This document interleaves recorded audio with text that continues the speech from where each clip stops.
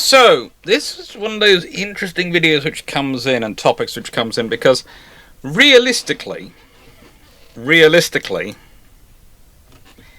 it's kind of difficult to answer because it's from Tankandramis, alternate history. Commonwealth is included in the Washington Treaty, affects on later naval treaties in World War II. So, I've rephrased that to make it more accurate because at the time it is transforming the empire into the Commonwealth. That has been on the British books for about the previous 30-ish years by this point. That's been sort of coming up and coming along. Again, the idea that the British just turn around overnight and go, we're going to turn the empire into a Commonwealth is just so silly. No, it's a long time coming. It was under the plan for a long time. It's the Dominionization program. Now, there are dominions already at this point. Now, dominions are basically independent countries in pretty much all but name. Foreign policy, they are technically linked in. And defense-wise, they might be paid into members of the Royal Navy, or they might operate their own separate squadron, but basically the Royal Navy will operate as one. Their armed forces, other than Navy, often is slightly more independent, should we say. But pretty much this happens. What happens to Dominions get included as completely separate navies and naval treaties? Well, that's an interesting thing, an interesting question. It's also, to an extent, what actually happens. You see, if we consider the Washington Treaty, the Washington Naval Treaty, and that's what we're starting off with, there is this curious thing that ships under 10,000 tons, there's no limitations on. So you can build as many as you like. The limitations are on capital ships. The limitations are on aircraft carriers. i.e. battleships, battlecruisers, and aircraft carriers. So theoretically, if those navies wanted to continue building up cruiser forces, they could do. Cruisers and destroyers. Those nations could have built as many as they wished. But realistically, they didn't want to. The Australians do more investment than anyone else, and there's a reason why they can produce the first-class corvettes in World War II, and others are basically building versions of British designs. It's simply put, they've invested in the infrastructure that much more. But they don't invest in it a lot. And realistically, this is a big thing, because the reason why things like HMAS Australia, the Australian battlecruiser, go is because the Americans insist that those navies are not separate, that they have to be treated as they're the same navy, as they are part of the British Empire. That the British Empire is in the treaty as a whole, not as Britain and its different parts, just as a whole. That's very important to the US, very important to the US Navy. So this is kind of an interesting question, interesting topic to go to, because where would the middle ground be if they did carry on? And then we look at the points of the treaty and the various limitations and all these articles. And please note, this is only Article 2 to Article, I think, 12. So it's only those sort of articles from the points of the treaty, and there's limits there, the 8-inch gun limit for cruisers, the 10,000 ton limit for the 16-inch gun limit for capital ships, the tonnage limits for the battleships and aircraft carriers, capital ships and aircraft carriers, and all these things, and who you can build ships for, and how you cannot give ships, and how you cannot take over ships which are being built for another power in times of war. By the way, I do love that inclusion in the treaty. Basically, the Americans including that in the treaty is literally aimed at the British, and the British go, yes, we will not do this. Guess what they do within days of World War II before it even begins? Yes! The ships being built in Britain for nations other than Britain get compulsory purchased. Theoretically illegal for the previous 20 years under the treaty. Which is proof, the nicest way, when it comes to international law, that there are the rules, and there are the rules you'll follow when actually war happens. When ship happens, we buy ship. And realistically, no one was holding Britain to account on that. Britain did it. There is the ARA La Argentina.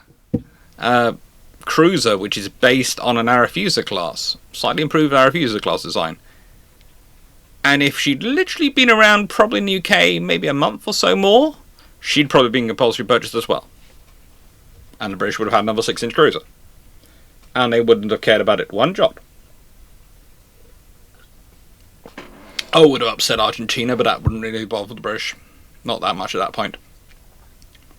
No, not in no way at that point. It wouldn't apply. It wouldn't have bothered them at all. And that's the reality of it. That's the way it goes. So these treaties, these things, all these things agreed at this point, they don't really limit the power of the Dominions to actually build ships, just as long as they don't build capital ships. They can build as many anything as they want under 10,000 tons, but they don't. You also lose a whole load of capital ships, and the ongoing legacy of Washington is that you get a lost generation of capital ships, you get a lost generation of construction, you get a general weakening of forces, and all sorts of things which really aren't that great. Now, I've done a lot of videos on this topic. I've done a lot of videos on equitable treaties. I've done a lot of videos on the Washington Naval Treaty, on the London Naval Treaty. 1920s and 30s is an area which my audience seems to enjoy, and which I did my PhD thesis in, so I do find it a comfortable area to wander around. The thing is, Washington bleeds into London too, and then bleeds into World War II with the way it's impacted on things. Realistically, I can't talk about this video's long-term ideas that much. Anything I do beyond basically 1930 is going to be me talking completely in the world of fiction, because as cool as that picture, as that question is, effects on later naval treaties in World War II, the reality is, if the Washington Naval Treaty has some sort of component for the Dominions as independent nations, it's going to be contentious, but it's also going to change the metrics. Now, believe it or not, there are options here. There are options. I was actually quite intrigued by this idea, because I started working it through. I started thinking about what would be the options that this could lead to, and we'll talk about this afterwards, because in this period, what it leads to is generally people hoping that they can legislate away war. That the horror of World War I was universal for everyone, and everyone's interpreted it the same way. This is despite the fact that there being many nations which actually interpreted World War I as a glorious war. It was resoundingly victorious. They did really well. It was a point of honour. It was nothing to be ashamed or devastated by. And that is a very big difference. Washington is built upon as a methodology in many ways of saving money and getting strategic security through collective disarmament, which is fine, but it also ascribes to the fact that these powers involved that are disarming, even in their disarmed state, are so much more powerful than anyone else in the world that they will only find themselves in wars if they choose to between themselves, or if they choose to against other people. Now, there is an argument in favour of that, there is, but that's not really good strategic security and strategic thinking long term, which is shown by World War II when it breaks out. You have an agreement with each other. When that breaks down, that things get complicated. But powers outside it ultimately also get a say. And that is really complicated. So yes, this is basically the history as it is. The Washington Naval Treaty doesn't have the Dominions as separate powers. It has them as combined within the British in terms of tonnage allocation. Which is one of the reasons why the British, to an extent, basically almost pay to get rid of Australia and go, look, we'll give you 2 cruisers. You get heavy cruisers. Please. It's just easier. Because they've got the free tonnage for heavy cruisers.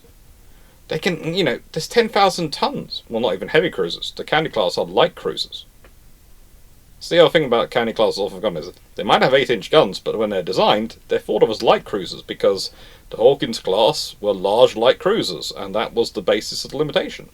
And the Counties are a continuation of that. They're light cruisers. They're not heavy cruisers. That being said, shameless book plug, because it's the alternate history after this. Now this of course is the shameless book plug where I say thank you for liking, sharing, subscribing and supporting the channel and helping it grow and all that stuff, and thank you, that does make a lot. And also where I go, there should be some links appearing up here while I'm in the shameless book plug section, which will be links to Equitable Treaty series and all those things. There should also hopefully be a link up here at the end, which will give you a fulsome overview of the Washington Naval Treaty and various other things about the treaty and going into depth into all its clauses. Because that's what I did. I did an Equitable Treaty series, which literally went through all the clauses and worked out how they can be made equitable. Rather than what they were, make them equitable.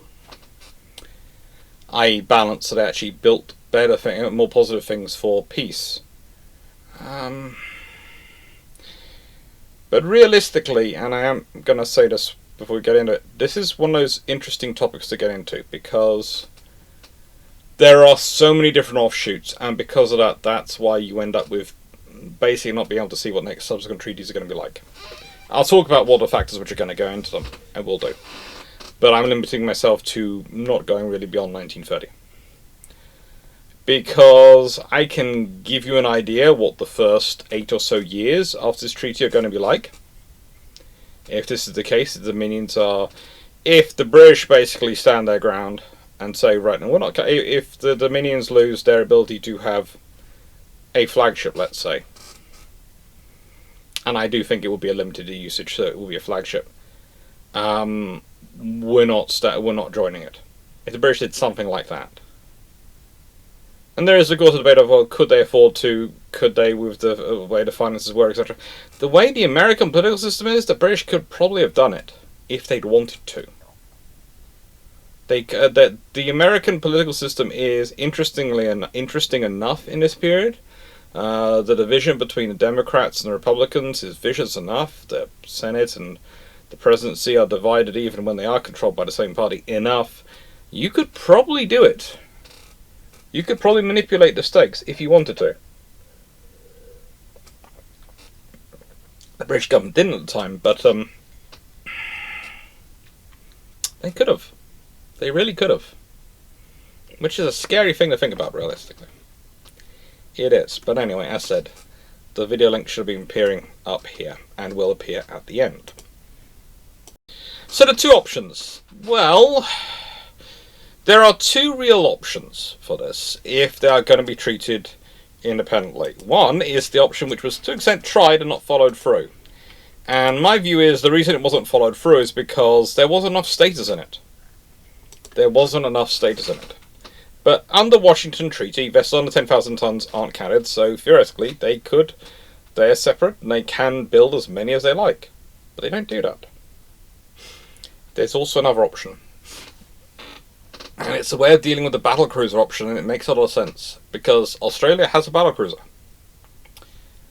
If battlecruisers become a separate category, the Dominions could each be allowed one as flagship. Which would mean that the battleships, which are what the American Senate is obsessed with, would be balanced. The British might have a slight advantage in terms of overall empire, in terms of battlecruisers, but let's be honest, that's not really something after World War I that the American government is really so worried about in terms of the political arm. The naval arm is, but the political arm isn't as worried about them as they possibly should be.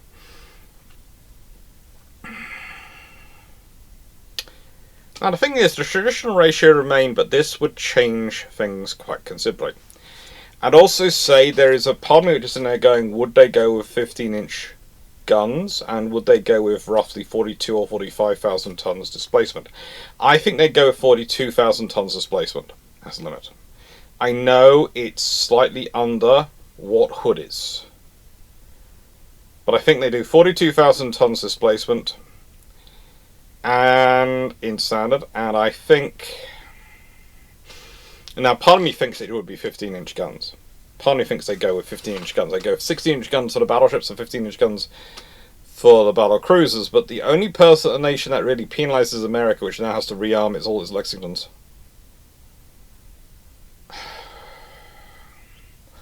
Whereas for Britain, that'd be a case of, oh good, that's what we're already building. And for Japan, that would be annoying, but it's not impossible, and their battle cruisers are 14-inch guns, and I think they probably keep to them anyway.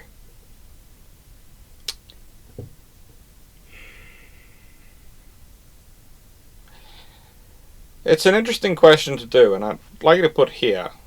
Pause, and right below, if you want to get into all this, don't carry on. Do you think they go with 15-inch as a limitation for battle cruiser guns, or if they go keep them at 16-inch, the same as capital ships? Same as battleships. It's a question. It's a question. Why do you think they would go your way? Because I'm going to explain mine after we get to the next slide. So I'm going to give you a little bit of seconds of this. I'm going to skip to the next slide in 5, 4. So you've got plenty of time to pause. 3, 2, 1. There we go. So, my thinking is that, especially if they're going to limit them, if they want to limit, they're going to try and push them for a 15-inch gun. Because it's almost more positive that they win that than anything else. However, for the Americans this presents an issue, but for everyone else this actually presents fine. You end up with the battleship tonnage and allowance staying exactly the same as the capital ship one did historically. Because that was more in keeping with what the Americans wanted to keep in terms of their allowance than the British or anyone else is necessarily theoretically allowed. 15 is 15. Theoretically it's 15 ships of 35,000 tons. Now, the battle cruisers I've put as 42,000 ton ships. I was originally considering 45, but I thought that'd just be too big. That'd just be too big. So 42,000 tons. But aircraft carriers also changes to 28,000 tons. Why? Because if you have battle cruisers a separate category to aircraft carriers coming in, and with so many more probably going to be in the world with this going through, people are going to want their aircraft carriers to be faster. So it also makes it to a nice 7K break between aircraft carriers, battleships, and battle cruisers. And under this system, Australia, New Zealand, South Africa, India, and Canada are each allowed 1. They're allowed 1 flagship.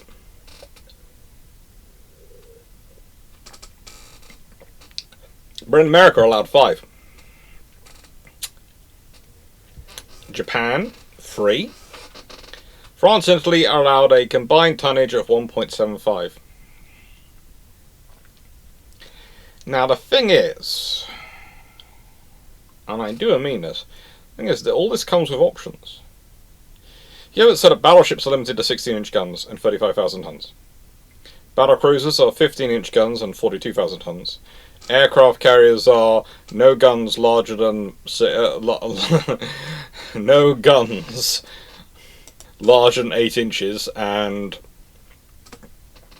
28,000 tons. Well, things get interesting.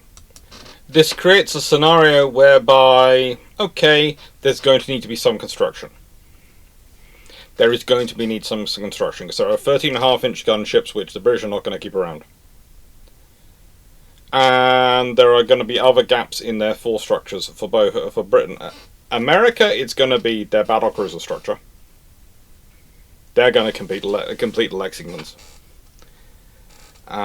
For Japan, it's probably going to be some capital ship construction. They're probably going to work on some capital ships. For France and Italy, this is going to be interesting for both of them, what they're going to do. And whilst Australia has a battle cruiser, New Zealand, South Africa, India and Canada don't. Now, for Britain, there are advantages in this. For starters, they can build one themselves. So they've got the potential of building a class of 6 battle cruisers in Britain for their dominions and themselves. They also, frankly, had the chance of building 6 battleships under the treaty rules because of the tonnage space they have. Which means they could be building 12 capital ships between 1922 and 1930. 6 battleships, 6 battle cruisers. Over 8 years. Now that's money being spent, but that's not exactly a bad pace of construction for Britain. That's, let's be honest, over 8.5 years, 1.5 a year being delivered. Or realistically, probably, if they're ordering them in 3-year sets, probably ordering them 4, build over a 3-year period, order another 4, 3-year period, order another 4, build over a 3-year period. Delivery 1930 to 31.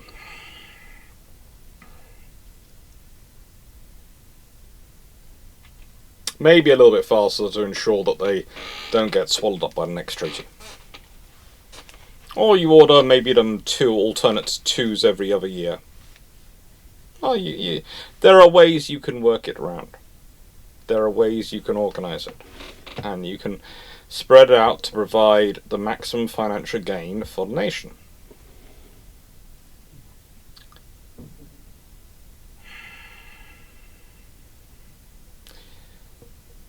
For Italy, there are also options.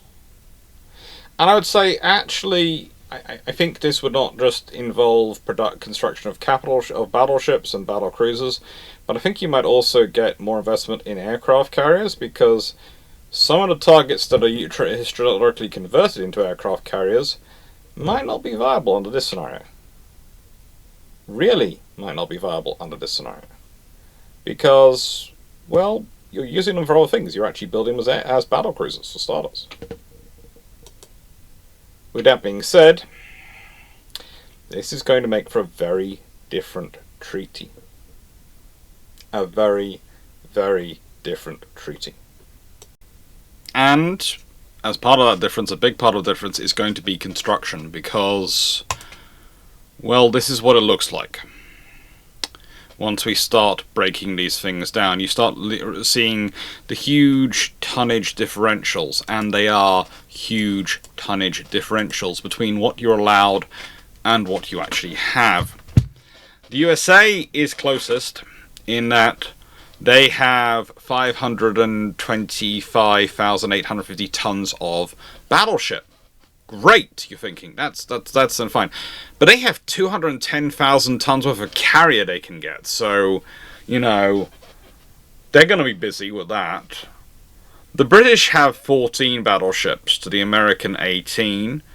But they have 366,250 tons of ships. And, well, 4 of those ships are 13.5-inch gunships, and the British would rather get rid of them as soon as they can. That's 100,000 tons that they would like to go away. Once you start considering that, and you start considering 525,000 tons as the limit for the battleships, well, it's to an extent, and I do say to an extent, 170,000 tons of construction they have available? No. 160,000 tons of construction they have available. So they could build a class of very interesting ships for that. They could build a class of 4 brand new capital ships. 4 Nelrods. And that would get them up to 18 peer on peer with the USA. But there again, Britain's also got quite a nice, healthy, and I do mean healthy, 87,300 tons of battlecruiser tonnage they can build. Plus then there's the Allied tonnage, which is a further 210,000 tons, of which only 17,000 tons is currently occupied, because that's HMAS Australia.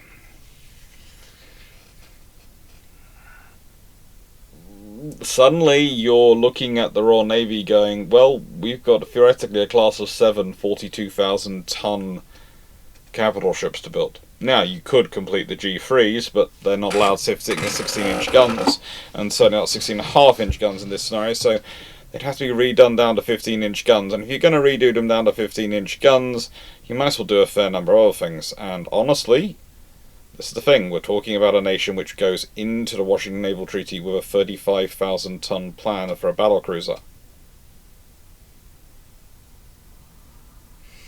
Now, admittedly, that's to make it more amenable, like the G3s, to going into various dry docks around the world. But, you know, the F3 design is very attractive. And if you're limited to 15-inch guns on your battlecruisers, well, the British could probably... A modified F3 of roughly 40,000 ton stand displacement is going to be 30 plus knot ship with at least 9 15-inch guns, 15-inch 50s, potentially more. Potentially, I've got a design which I'll be showing you in a bit which has 12, and it's 40,000 tons in standard. So it's saving a bit of displacement, but that means the British can definitely get 2, and all the Allies can get 1, and that's building 7 for the Dominions. 7. And 4 battleships? That's at least 11 ships. I could possibly crank out and get more, but, you know, it's going to require effort. Aircraft carriers, the British have a lead in tonnage for that. They have 47,700 tons worth of carriers by 1924. I've put the ones to enter in 1924 because that seemed more sensible than putting 000 when I know there are some already on the way. But I mean, Britain has 90,000 tons to play with. The Americans have 127,000 tons to play with. And the Japanese have a whopping, and I do mean a whopping, 76,000 tons to play with. Anyway, France and Italy have 49,000 tons. And the thing is, you have tonnage, but you don't have infinite build. So this is developed very quickly, more along the lines of the Equitable Treaty series than what actually happened. It means you have a certain level of construction allowed. The Japanese have got construction available. They've got 110,000 tons of battlecruiser. They're allowed 126,000 tons. Technically, they're supposed to therefore have 3 42,000 ton ships, but they've got, well, theirs are significantly lighter. So they've got 4 ships. That actually works in their favour. 4 decent ships. And it really works in their favour once you start thinking, well, with only 191,320 tons, they have 124,000 tons, roughly, of construction open to them. They can certainly build 3 brand new battleships. 3 35,000 ton battleships. They can do that. 3 16-inch gun brand new battleships they can get. I'd also say the Americans, and I have been careful, I've used a tonnage post the delivery of the next two 16-inch gun ships, but under this scenario with other people doing construction, they might get the 4th one. They might get told, yeah, you can have the 4th as well. You can finish it off. That's why I think what the Americans do for battlecruisers is finish off the 5 Lexingtons. Because if you consider the Lexington class, and I'll be talking about it as we get on, it would fit to make sense, and it means they've already paid for it, allocated budget, and they finish off those ships. Alright, it's interesting because you end up with 5 battlecruisers and a 6th hull. Maybe use it for a carrier. Maybe you do. It's always an interesting scenario to think about, because if you do use it for a carrier, but the carriers aren't necessarily fulfilling the battlecruiser role in the scouting group, where are the carriers going to go? How's that going to affect the development of the American naval aviation? It's going to be an interesting thing to talk about. Both France and Italy are going to be looking at thinking, what can we do with our tonnage? Now, I have an idea what Italy's going to do. There's also an option of what France does. They might adapt existing designs into battle cruisers. They might build nothing, but the fact is, their tonnage is made up in large parts for both of them by pre-dreadnoughts. Their pre-dreadnought style designs, their Dante class, etc. They're not good ships. Not good ships for the time period. So, yeah, there are no options. There's going to be construction going on. It's going to be a low pace of construction. Let's be honest. Even the British, who arguably have the most capacity to build stuff, with the maximum capacity of being 11 ships. If we think about that from 1922 to 1930, that's 8 years. That's a little over one. That's a very small amount over one a year. Their economy is used to sustaining 4+ a year going through its cycle. They could have 12 constructions underway at the same time. This is not going to do anything more than keep the infrastructure functioning. And with the infrastructure functioning, provide a basis for construction later. But it's going to provide some employment. It's going to provide some economics, some assistance. It's going to, as said, mean that you probably end up with an agreement that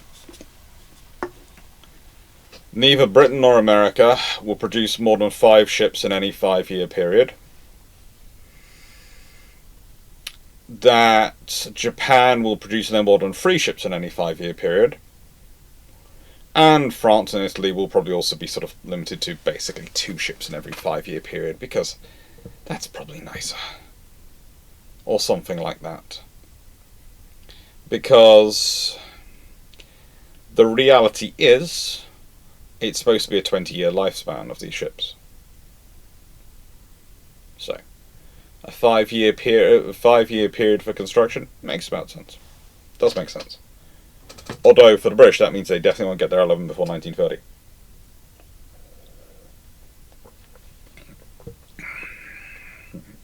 Again, there can be some agreements made.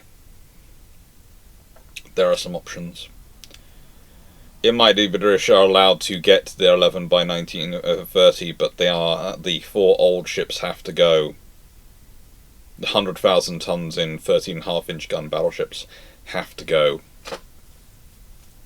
The British probably wouldn't object. Because honestly, as far as they'd be concerned, that would be just clearing up for post-1930, they could do more construction. Or alternatively, it's just put through. Okay, you can do this. By 1930, you're allowed 11 ships. You're not building... 5 of them aren't being built for Britain itself. They are technically being built for the Dominions, so yeah.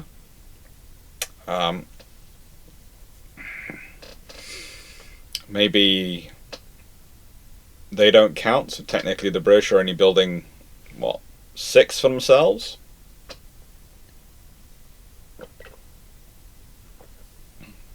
Which probably means they build 3 in the first 5 years, 2 battleships and a battlecruiser, and 3 in the next 5 years, or split into 4-year periods, probably. Again, it will allow you to keep things like the turret factory, the turret production warehouses, etc., and things going. All those parts of the British infrastructure can be kept moving and mobile because there's just enough construction, just enough maintenance going through them. You can keep a decent line. Vickers and Armstrong probably can be kept going. So that means places like Ellswick, all these things don't retard in facilities and capabilities. So how does this all change history? Well, I'm sorry to those wondering, HMS Australia probably still doesn't survive. However, I wouldn't be surprised if Australia is one of the last nations to get a new ship. They have one, so they'll let it run down the clock a bit, and they'll build up other things before they get it. I wouldn't be surprised if they're taking delivery in 1929, 1928. Something late. Because they can. Because they can. And I'm going to emphasize, I really do think even if the Dominions are given a level of independence, they are going to buy the Royal Navy ships. Because the Royal Navy are going to give them incentives. The British government will give them incentives to build in Britain. To build their ships in Britain. And the thing is, these nations are not necessarily building ships expecting a war. They're building them for status. They've got a treaty allocation of one battlecruiser each. Other nations don't have anything. These are Dominions starting to come alive, come on the world stage, have a presence. It's an elixir which they are not going to be able to ignore. They're going to drink it up like the finest Kool-Aid, the sweetest iron brew, the most melodious mead. They are literally going to want to bathe in it. It's status. There are going to be politicians from those countries bending over backwards. Bending over backwards in so many different ways. And that's going to have an impact. For them, for Britain, for the world's development, because what you're going to get is a whole new generation of post-war construction. It might not be large runs, it won't be necessarily big groups of ships, but it'll be ones and twos and development. It'll be slower development. And this is going to have an impact on each nation very differently. Very differently. I'm going to talk through a couple of nations here. And I'm also going to do a bit of a UAD bit in a second. But I'll do the UAD bit after the next slide. So, differential from Britain. 122,700 tonnes. And if you replace the 13.5 ships as they did historically, those 100,000 tonnes, that takes you up to 222,700 tonnes. Which, as put there, does allow for 7 ships. That's the maximum. If the treaty goes for 7 ships, then the British could be building the 5 battle cruisers for their dominions, the 2 battle cruisers for themselves, and the 7 battleships for themselves. Theoretically, could be constructing 14 ships over the next 8 years, of which the British government will be paying for like 9 of them. Again, it's rather a drop in the industrial output for Britain, but it's going to provide a very different backstop for their economic systems. Those huge conglomerates, Armstrong, Vickers, etc., they are going to have these big crowning projects to serve as their beacons of industry and capability. See, battleships, cruisers are where you make your profit.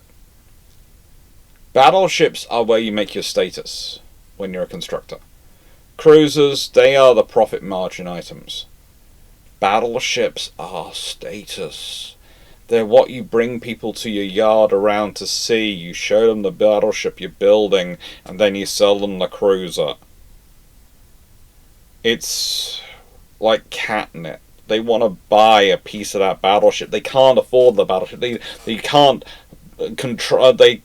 afford that battleship, but they can buy a cruiser, so they can buy a piece of that battleship, of that mighty warrior ship, that mighty warship. That symbol of power and everything. It's how you sell it. Think about it. It's the same as modern car dealers.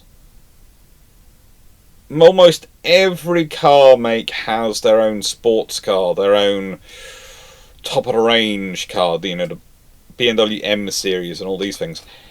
And you go in and the little boy in you takes you, or little girl in you takes you round these cars, and you're going, oh, that's gorgeous. And then you do the sensible option, you buy the sensible SUV or whatever. But you're drawn in by the M series. You're drawn in by, when Volvo, it's the, what's it called again? The Volvo one, Cross Country. I would say you're drawn in with Subaru by the Impreza, but considering I've owned 2 Imprezas, I can't really use that example because I actually went and bought it. But that's the point, these things, they are not just symbols for the nation, they're symbols for the builders, they're symbols for everyone. And yeah, the British could have that construction going on under this treaty system. They could be building that. That's going to be a different scenario. That's going to be a very different world. What are these ships going to be armed with? Well, the battleships are allowed 16-inch guns. The battle cruisers, 15-inch guns. This is why I think it'd be a modified F3 design. I don't think it'd be the Gs. And theoretically, you could complete the G3s. You theoretically could. Because theoretically, their normal displacement is 49,200 tons.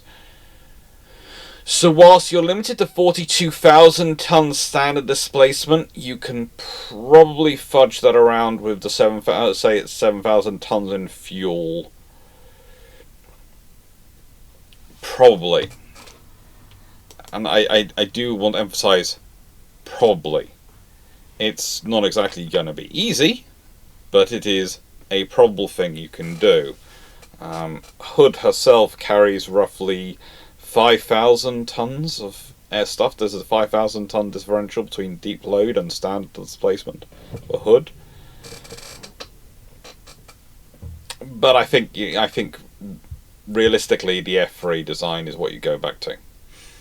You can, considering the process, the level of construction the G3s are in, you could convert them to F3 standard quite easily. And yeah, that can provide your first 40,000 ton F3 style design. Something which is capable. Very capable. But which is also not overly armed. 9 15-inch 50s, maybe 12. I'll show both designs after this. You're still going to get the cruiser construction because the treaty is going to have complete freedom below for cruisers, but I think probably anyone who's going to be really investing in this period in cruiser construction is going to be the Royal Navy. I think the US are going to concentrate on finishing off the Lexingtons. And we'll talk about that in time, and we'll talk about the emanations. But for Britain, the only one who's going to be really doing any massive large-scale cruiser construction is Britain, because they need to recapitalise their cruiser fleet. They do need to recapitalise it. They built a whole load of cruisers for World War One beforehand, and post World War One, they need to I keep using the phrase recapitalise it, but basically what I'm using that to mean is you need to take the older cruiser designs and you need to upgrade them. You need to bring them up to modern standards.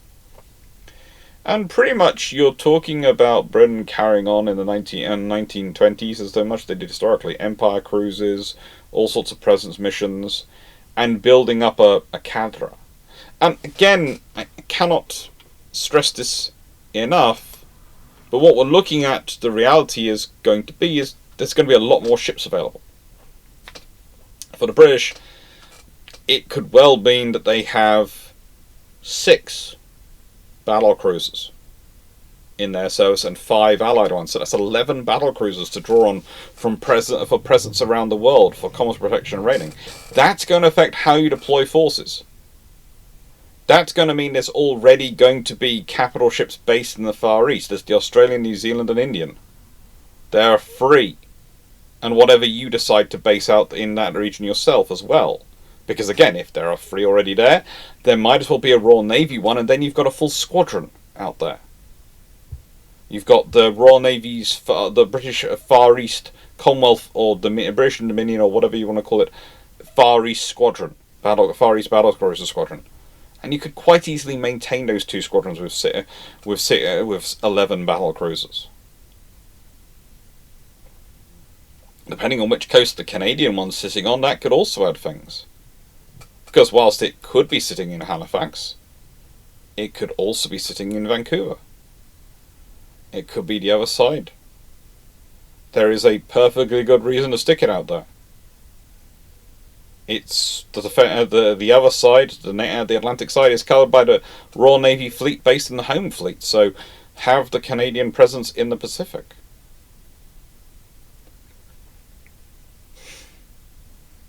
It will be a capability. South Africa, having a battle cruiser is going to make it a very interesting prospect, because that's one put in a very interesting place. Let's be honest, if the South African battle cruiser is available and operational in World War II and Graf Spee decides to try and hook round South Africa, it's got a chance of running into it. Although in this scenario, with the number of battle cruisers you're likely to end up in the world, I don't think the Deutschlands make a lot of sense. And I think realistically,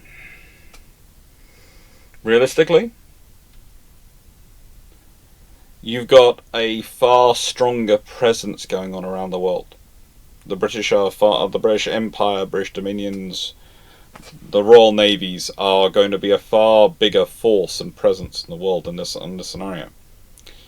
I don't think the Americans are going to worry, though, and I do want to emphasise this before we even get into the British designs on UAD, before we sort of go any further, because the Americans, for them, they're always worried about the strength of their battle line.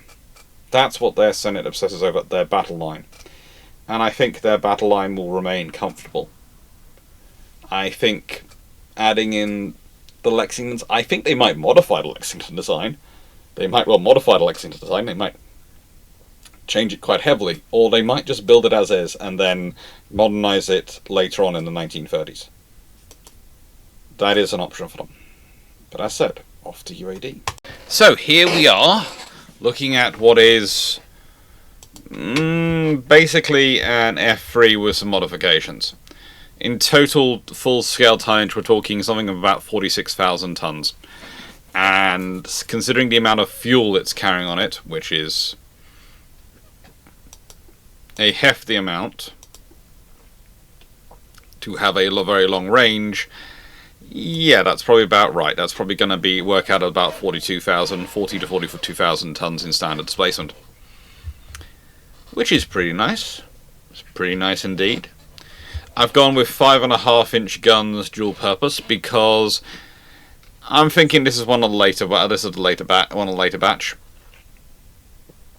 and as such, the 5.5-inch dual purpose was the first dual purpose they were really looking at. It was because they really liked the 5.5-inch gun on the hood, and they really liked those guns, and they were sort of looking at them. So if you've got some capital ships going through this period, they might have I feel they would have pushed forward, because the 6-inch and the 4-inch armaments, their extra weight, their extra inefficiency. A dual purpose armament is a great way to go, and 5.5-inch dual purpose seems like a place where they'd end up in this period for an initial dual purpose, because it's going to be heavy on the anti-surface capability, but it's still going to represent a fairly decent AA capability, so therefore it's worthwhile getting.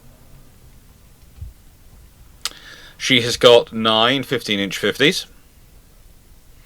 Always good, straight from the 15-inch production line, and basically the 15-inch gun production line is going to be the improved 15-inch 42s, which are turned in. Basically, they take the same shells and they go 15-inch 50 shell. That's perfect. Again, straight out of the F3 design. I could see you honestly ending up with the 15-inch 50 being exactly being produced the same way as it was historically planned. Give you the most powerful 15-inch gun you can have for a battle cruiser. And the 16-inch gun going the same route for the battleships, and the British, after they've done the first 2 battleships, looking at the 15-inch 50, looking at how that works out, and looking at the Nelrod gun, and going, okay, we're going to change this. And basically the 16-inch 50, British 16-inch 50 being born. I could see that happening. And basically the British going, okay, can we adapt the 15-inch 50? Can we adapt that to a 16-inch gun? Because if you bore it out, okay, 15-inch 50 is, let's be honest, 750 inches long. If you divide that by 16, if you divide 750 by 16, you end up with 46, 47-ish. So you could turn the same barrel into a 16-inch gun by just boring it out. That's honestly also the option which I'll be talking about when we get to the Lexingtons, of how they could make their 15-inch guns if they are also going to have it. With that being said, let's launch this and see what it's going to be fighting like. Now I've had it prepare a generic Japanese battlecruiser, so this thing is probably going to either come out one of two ways: absolutely massively overkill, or far too capable. And I'm going to have to put these on as well to make sure the headphones work properly.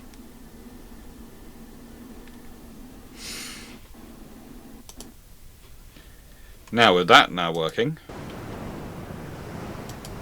let's see what we're going to do in this one, shall we? Let's see.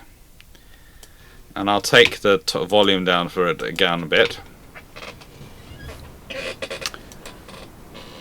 Shouldn't be any music on. Hopefully sea waves don't trigger all sorts of problems. Actually, thinking about the sea waves, let's go to settings.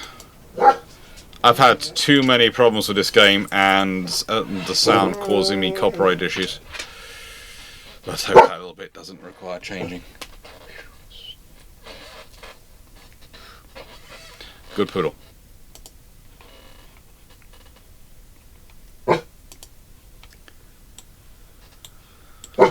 So where is our opponent? I think they might be over that way.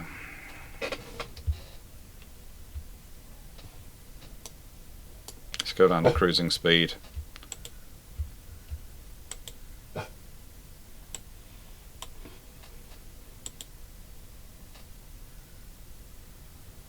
We want to go northeast.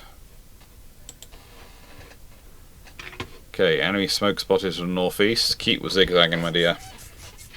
Let's see. Oh, that's not northeast. That's northwest. If I'm not mistaken, they are. That's. For a UAD system design, that's actually not bad. We'll leave that at one side. Okay, so that's 14-inch guns as well, if I'm not mistaken, so...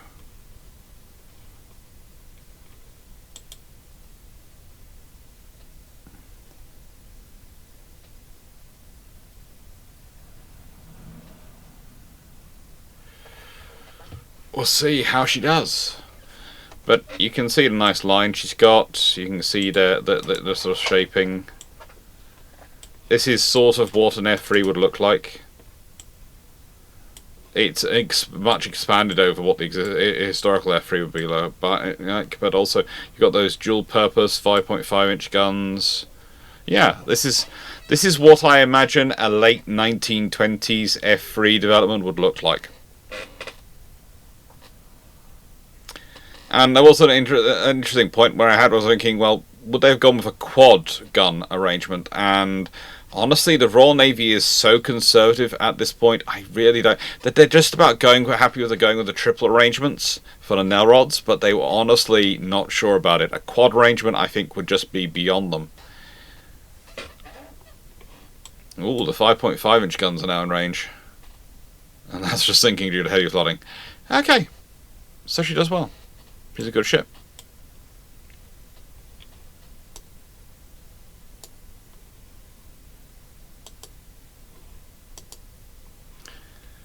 We go back to the design ship options and see her again. And again, she is pretty standard design. Nothing in here too fancy, nothing in here massive. She's got, in terms of armour, 14 inches on the 14 inches on the belt seemed appropriate. It's similar on the turrets, etc. 14 inches. And technically she doesn't have 15-inch 50s. Technically she has 15-inch 49s. Because this wouldn't allow me to do a 15-inch 50. But I think she did well. Now, I hope you enjoyed that. And the reason I put a UAD section in, because A, I enjoyed adding them in occasionally, but also because I wanted you to sort of visualize what I thought the changes were, what I thought the evolution was going to be.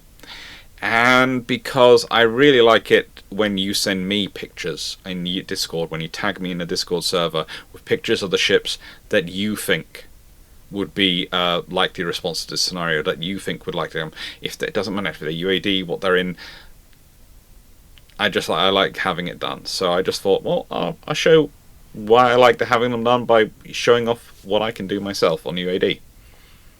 Now, in this case, when it comes to the Lexington class, I'm fairly certain the Lexington class which gets converted into a carrier is going to be the Ranger.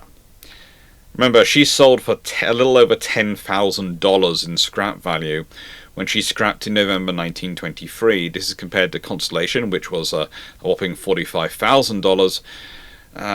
Constitution and the United States were $85,000 and $92,000 each. That suggests to me that Ranger is, at Newport News, is probably the least far along.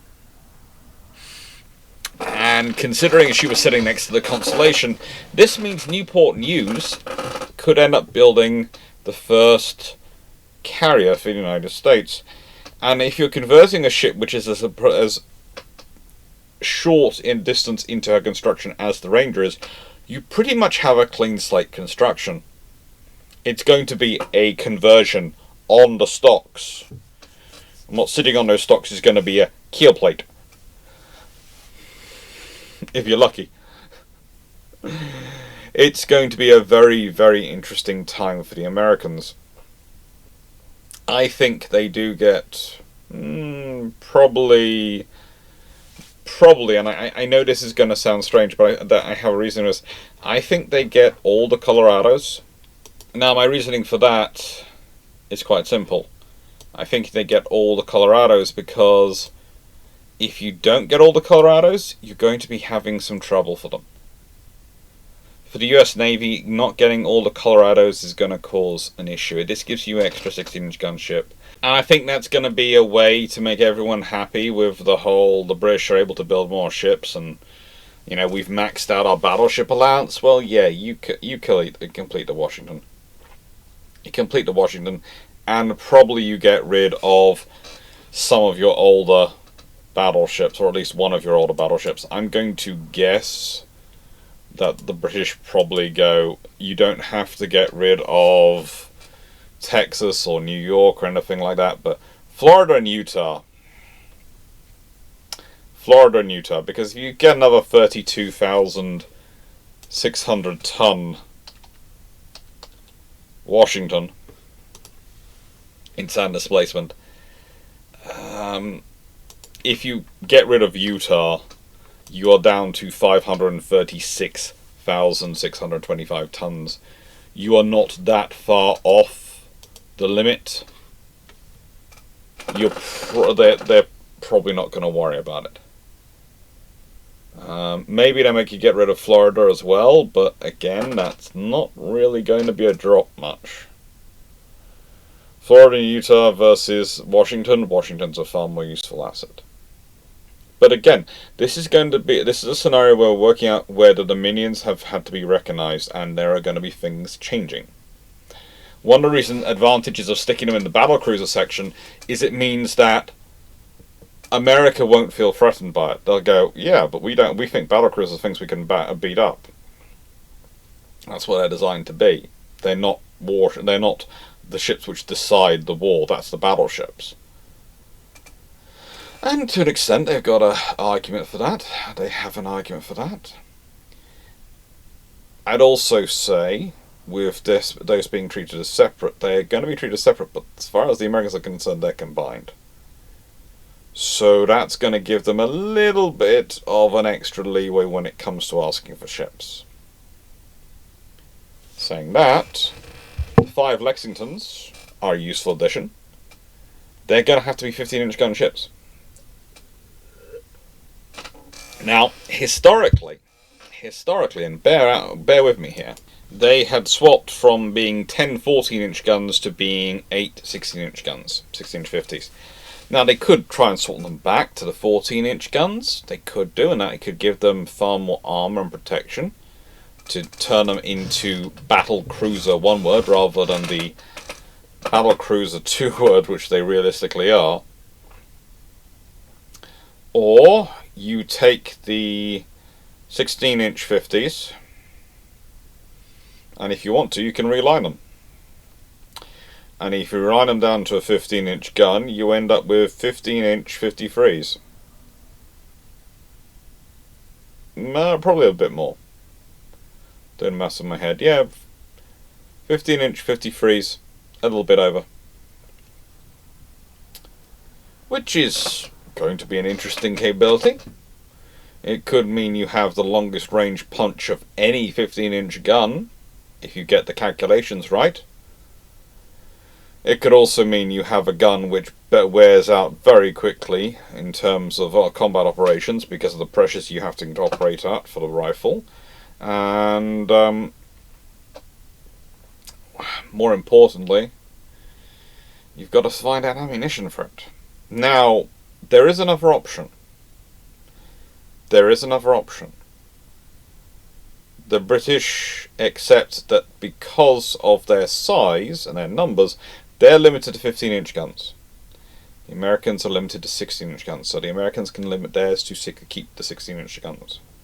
That could well be a treaty concession. The Americans get 5 16-inch gun battleships, the British get to have a theoretical strength across themselves and the dominions of 10 15-inch gun battleships. It's a symbolic differential, let's be honest. If you're in the engagement ranges you're doing, if you're hit by a 16-inch or a 15-inch shell, it's still going to be a significant emotional event. But it's going to be enough that maybe it makes things slightly more palatable in the end for the Americans.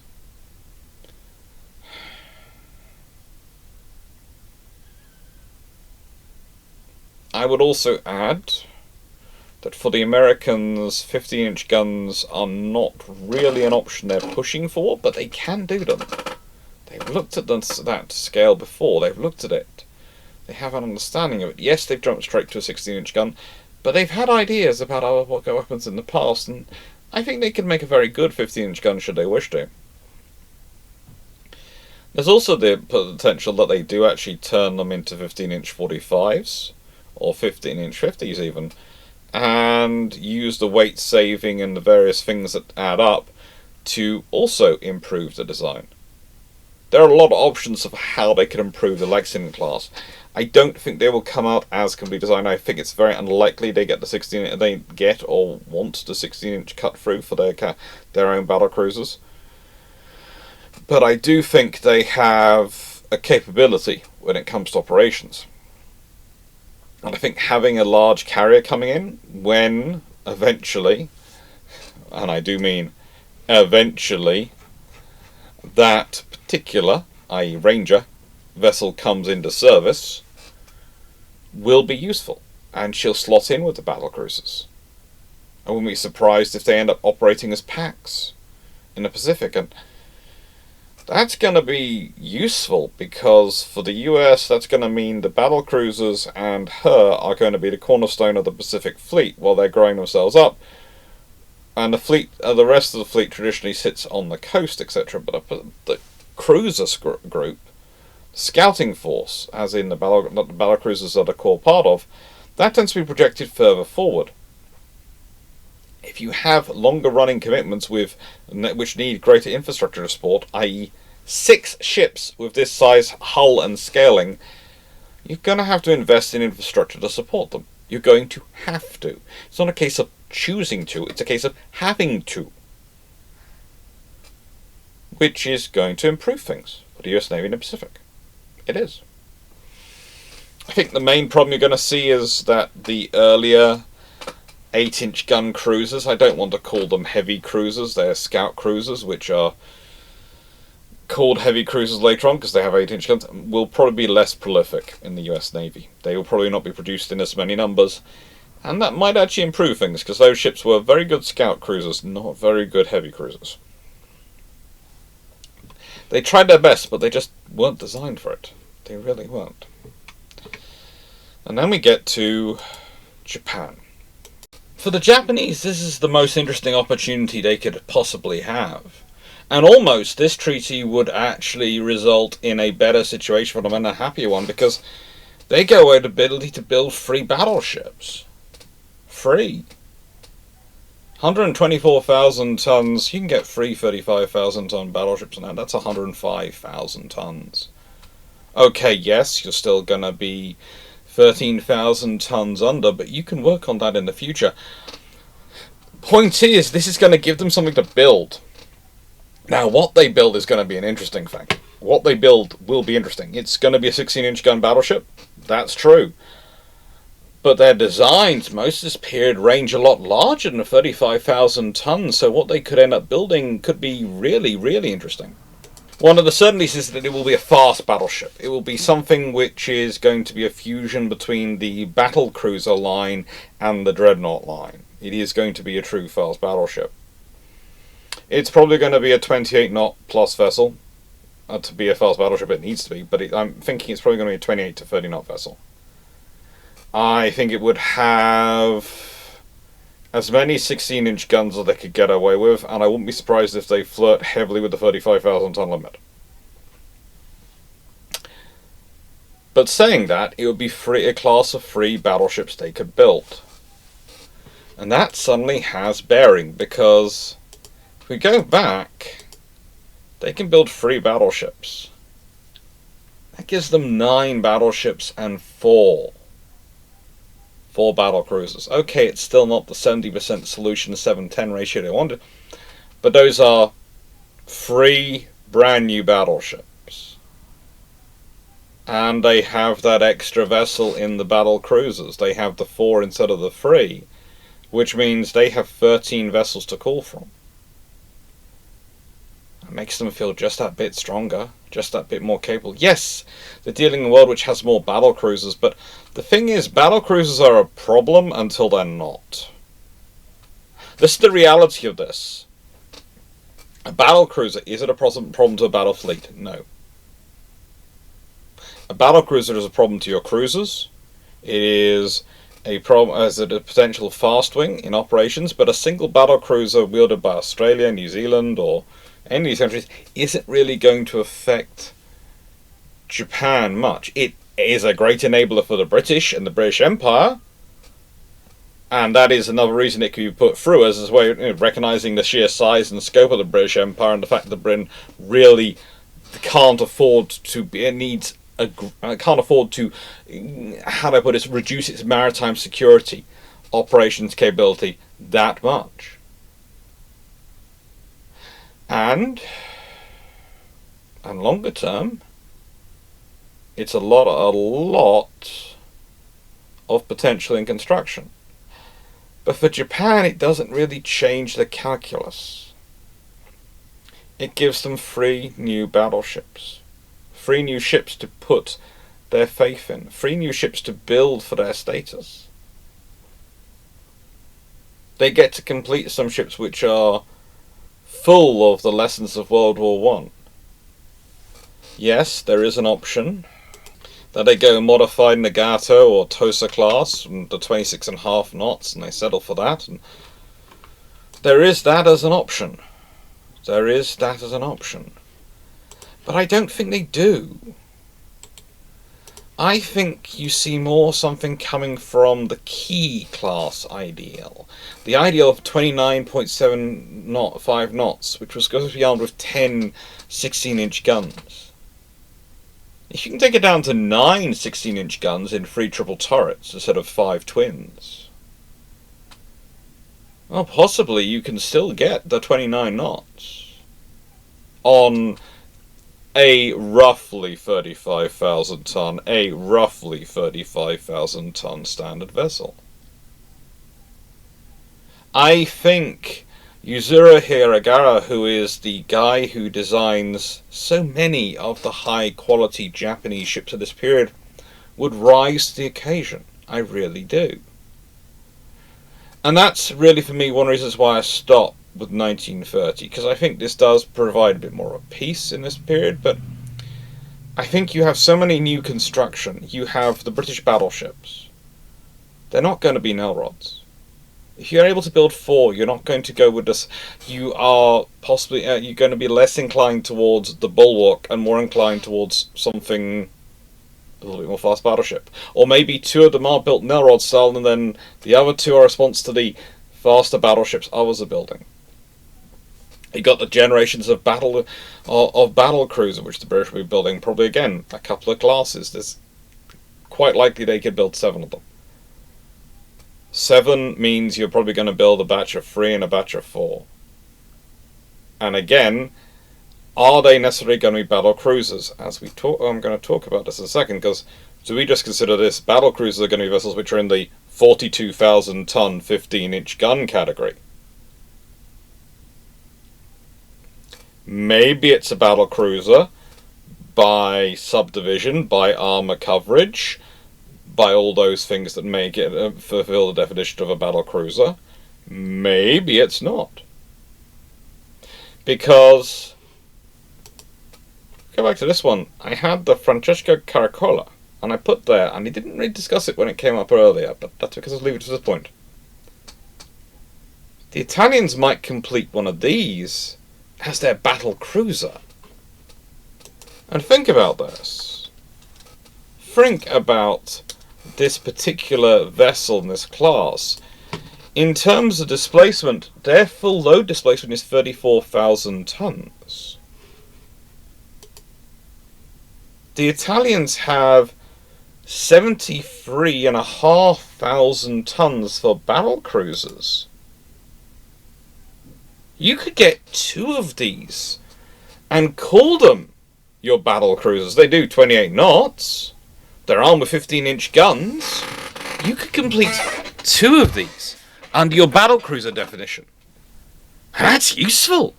That's something I could see the Regia Marina going,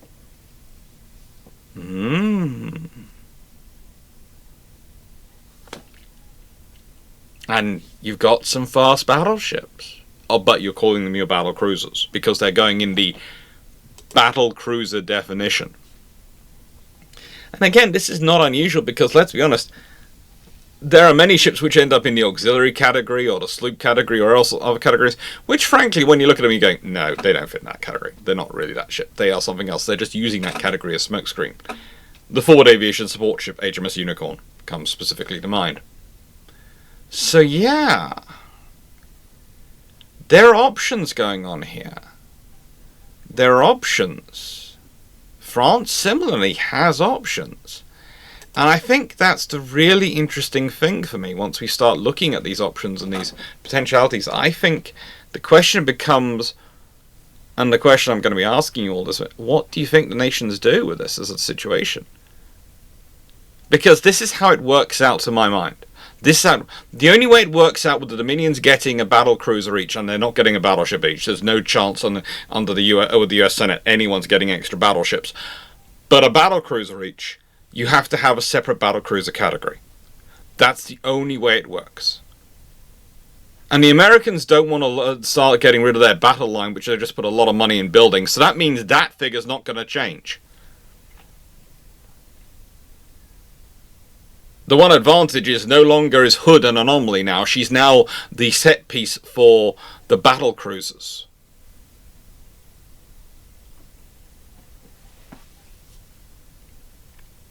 So the world's going to be different. The world is going to be very different. And I think with this level of construction you're going to see going on, I think it's going to become standard that there is construction.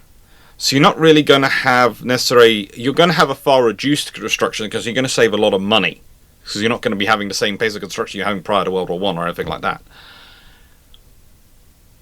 But you are going to have enough construction that you're not going to have necessarily the same infrastructure issues you have in the run-up to World War II when they're trying to rearm. The armaments industry is going to be just that much further along. And let's be honest, you are probably not going to see them going, we're going to reduce down to 14-inch gun ships. Because if you've built 4 16-inch gun battleships and everyone's got some and all this sort of thing, and you've got these 15-inch battle cruisers, you're not going to cut down. They might, and this is the interesting thing, is it might be the London Treaty goes, well, now we're going to standardize. All battleships and battlecruisers are allowed to have 15-inch guns. All are limited to 15-inch guns. And that could be the way they standardize it. They go, yeah, we limit them all to 15-inch guns. So no new construction larger than a 15-inch gun. We're going to standardize on that level as a way to drop it down and make it peaceful. Admittedly, for the Americans, if they did reboard the Lexingtons down to 15-inch guns, they're suddenly going to go, this is going to be quick. And it will be. It will be very quick.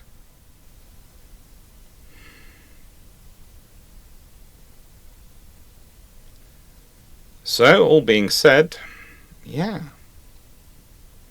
This would be a very interesting era of history. I'm sorry I can't go further than 1930, but the moment you get after 1930, you're basically dealing with the generations upon generations. You're probably looking at a scenario where the British are building 5 battleships and battlecruisers in any 5-year period, the same with the Americans. That's how they're keeping things up from 30 onwards, which means that by 1939, the British probably could have, and this is the thing, it depends if you go to minimal or maximal route, the British could have as many as built 22 new ships over that period. And whilst, yes, they will have 25 ships, so there will be 3 older vessels wandering around left. They won't have replaced the entire fleet from World War One. It's a very different fleet than than historically fought World War Two.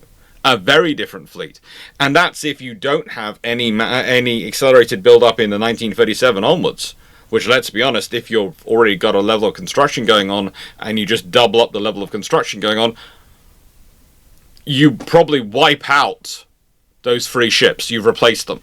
They're gone. It's an entirely new fleet. Entirely new fleet.